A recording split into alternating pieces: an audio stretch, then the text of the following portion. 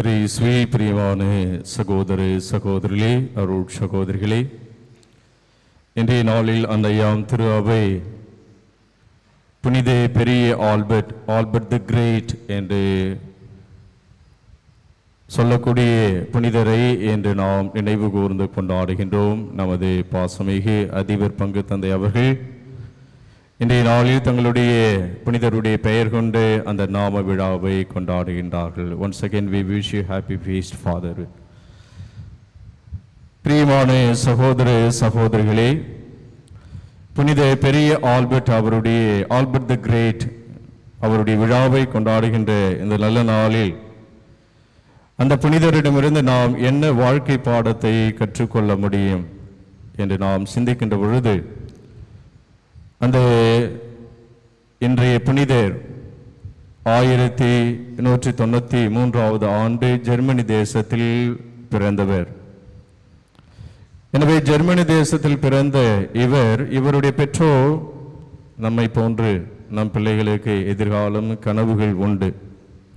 எனவே அவருடைய பெற்றோரும் இவருக்கு மிகப்பெரிய ஒரு செல்வந்தராக மாற்ற வேண்டும், அவர் அறிவிலும் ஞானத்திலும் திறமையிலும் சிறந்து விளங்கிய அந்த புனித பெரிய ஆல்பர்ட் அவர்களை ஒரு நல்ல ஒரு வாழ்க்கையை அமைத்து கொடுக்க வேண்டும் என்று கனவு கண்டு கொண்டிருந்தார்கள். இப்படிப்பட்ட ஒரு சூழ்நிலையில் அவருடைய பெற்றோருடைய விருப்பத்திற்கு எதிர்மாறாக அவர் டொமினிக்கன் துறவற சபையில் சேர்ந்து விடுகின்றார். தான் ஒரு துறவியாக மாற வேண்டும், குருவாக மாற வேண்டும் என்று சொல்லி அந்த டொமினிக்கன் சபை துறவற சபையில் தன்னுடைய பெற்றோருடைய விருப்பத்திற்கு ஆசைக்கு கனவுகளுக்கு எதிராக மாறாக அவர் சேர்ந்து விடுகிறார். இது அவருடைய பெற்றோருக்கு பிடிக்கவே இல்லை.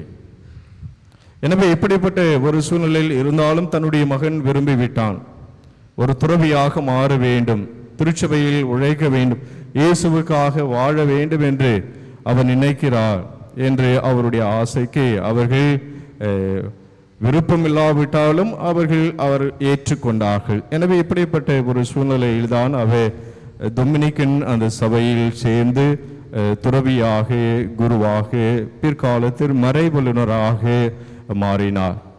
இவர் படிக்கின்ற பொழுது, பல்கலைக்கழகத்தில் படிக்கின்ற பொழுது அவருக்கு பாடம் புரியவில்லை. படிக்கின்ற பாடம் புரியாத ஒரு சூழ்நிலை, அவரால் படிக்க முடியாத ஒரு சூழ்நிலை. எனவே இப்படிப்பட்ட ஒரு சூழ்நிலையில் அவர் அந்த பல்கலைக்கழகம் ஒரு சுவர், அந்த மதில் சுவர் இருக்கின்றது, அது கோட்டை போல இருக்கின்றது. எனவே அந்த கோட்டை, அந்த சுவரை தாண்டி இரவு நேரத்தில் வெளியே சென்று விட வேண்டும், எப்படியாவது படிப்பதற்கு கடினமாக இருக்கின்றது, பாடம் புரியவில்லை, சென்று விட வேண்டும் என்று சொல்லி அவர் அந்த மதில் சுவரை தாண்டுவதற்கு முயற்சி செய்கின்றார். அப்பொழுது ஒரு பெண்ணுடைய குரல் கேட்கின்றது, நான் உனக்கு இதை செய்வேன் என நீ நம்புவது இல்லையா என்று ஒரு குரல் கேட்கின்றது. அதை புனித பெரிய ஆல்பர்ட் அவர்கள் உணர்கின்றார்கள், இது அன்னை மரியாளுடைய குரல்.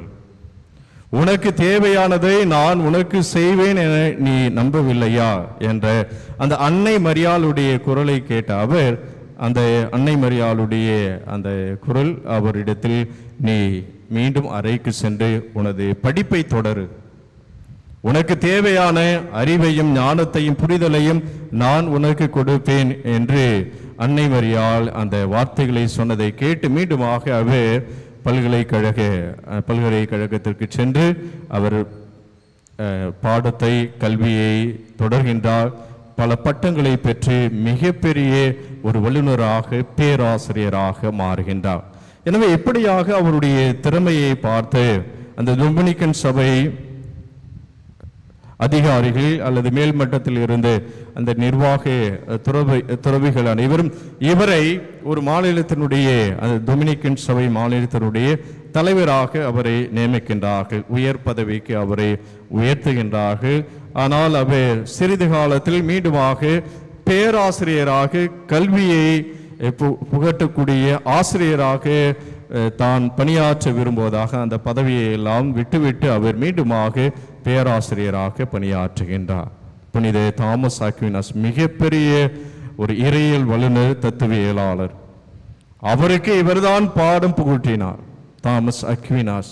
அவரை பெரிய குடும்பத்தில் எல்லா பாடங்களிலும் நாங்கள் படித்திருக்கின்றோம். அவருடைய சிந்தனை, அவருடைய படிப்பினைகள் இல்லாமல் கண்டிப்பாக பெரிய குறுமடத்தில் எந்த பாடத்தையுமே படிக்க முடியாது.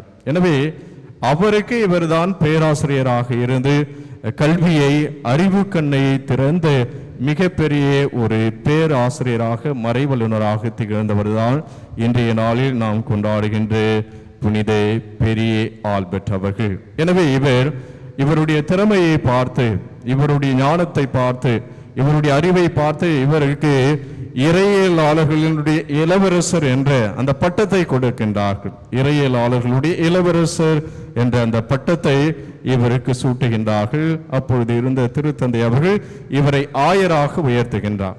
ஆயர் நிலைக்கு இவரை திருநிலைப்படுத்தி உயர்த்துகின்றார். ஆனால் அந்த ஆயர் பதவியில் அவர் நீடிக்க விரும்பவில்லை. ஆயராக அந்த பதவியில் இருப்பதை விட பேராசிரியராக பல்கலைக்கழகத்திற்கு சென்று பல மாணவர்களுக்கு கல்வி புகட்ட வேண்டும், அவர்களுக்கு அந்த உலக அறிவை கொடுக்க வேண்டும் என்றுதான் அவர் அந்த ஆயர் பதவியிலிருந்து விலகி ஆயராக இருந்து கொண்டு அவர் பேராசிரியராக பல்கலைக்கழகத்தில் பாரிஸ், பதுவா போன்ற மிக பிரபலமான பல்கலைக்கழகங்களில் பேராசிரியராக பணியாற்றி மறித்தவர்தான் இன்றைய நாளில் நாம் கொண்டாடுகின்ற புனித பெரிய ஆல்பர்ட். எனவே இவருடைய நினைவை கொண்டாடுகின்ற இந்த நல்ல நாளில் இவரிடமிருந்து என்ன வாழ்க்கை பாடத்தை நாம் கற்றுக்கொள்ள முடியும்? இவர் இயேசுனுடைய பணியை செய்தார்.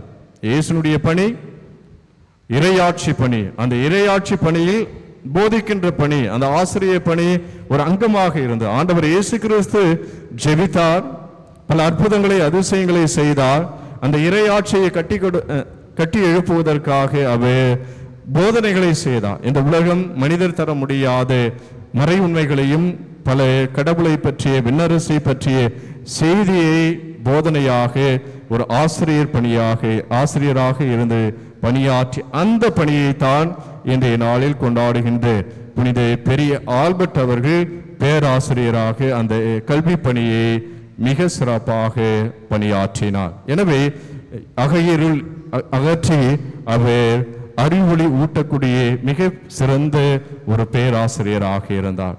எனவே இன்றைய நாளில் இந்த வாழ்க்கை பாடத்தை நாம் எனக்கு தெரிந்த நல்லவற்றை, உண்மைகளை, உலக அறிவை, மறை அறிவை என்னுடைய குடும்பத்தாருக்கு நான் கற்பிக்க வேண்டும், இந்த உலகத்திற்கு நான் கொடுக்க வேண்டும், இயேசுவை கொடுக்க வேண்டும், நற்செய்தியை நான் பிறருக்கு கொடுக்க வேண்டும் என்ற அந்த தீர்மானத்தை, அந்த வாழ்க்கை பாடத்தை தான் இன்றைய நாளில் நாம் கொண்டாடுகின்ற புனித பெரிய ஆல்பர்ட்டிடமிருந்து நாம் கற்றுக்கொள்ள வேண்டும். எனவே இத்தகைய பண்பு நமது பங்கு தந்தை, அதிபர் பங்கு தந்தை அவர்களிடத்தில் இருப்பதை நாம் பார்க்கணும். மிக சிறந்த மறைவுரையை ஆற்றக்கூடியவர். தந்தை அவர்களுடைய பிறந்த நாள் டீச்சர்ஸ் டே அன்னைக்கு அவருடைய பிறந்தார். நேற்றைய தினத்தில் நாம் சில்ட்ரன்ஸ் டே கொண்டாடணும்.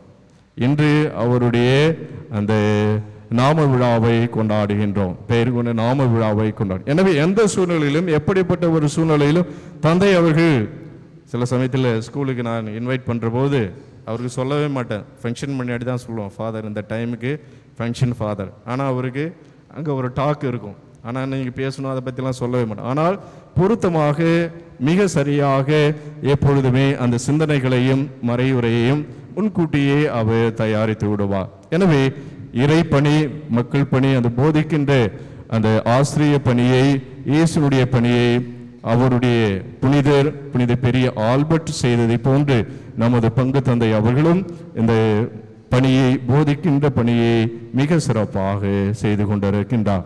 எனவே நாமும் நம்மால் முடிந்த அளவுக்கு பிறருக்கு நல்லதை சொல்லிக் கொடுக்க இன்றைய நாளில் நாம் முயற்சி செய்வோம். ஆம்.